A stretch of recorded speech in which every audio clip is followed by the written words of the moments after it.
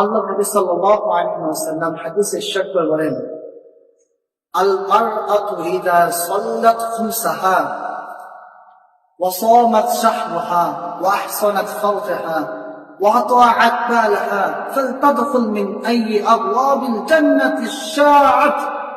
আল্লাহ নবী সাল্লাল্লাহু আলাইহি ওয়াসাল্লাম হাদিসে ইরশাদ করে বলেন, যে কোনো স্ত্রী লোক যদি 5 ওয়াক্ত নামাজ পড়ে, রমজান মুবারক মাসে রোজা রাখে এবং লজ্জা স্থানে হেফাজত করে এবং স্বামীর ইতাআত করে, এই 4টা কাজ যে সমস্ত নারী করবে, আল্লাহ নবী সাল্লাল্লাহু আলাইহি ওয়াসাল্লাম বলেন, ফাত্তাকুল মিন আইয়ি আবওয়াবিল জান্নাতি শাআত, মানে জান্নাতের 8টি দরজা আছে।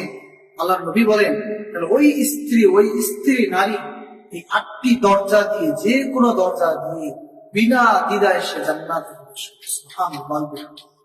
প্রিয় ভাইরা, আপনারা বিশেষ এই ভিডিওটাকে শেয়ার করেন। আপনারা শেয়ারের কারণে হতে পারে হাজারো নারী এই ভিডিওটা দেখবে এবং এর থেকে শিক্ষা গ্রহণ করবে, যাতে আপনিও সব পাবেন, যারা দেখবে তারাও সব পাবে ইনশাআল্লাহ। আসসালামু আলাইকুম ওয়া রাহমাতুল্লাহ।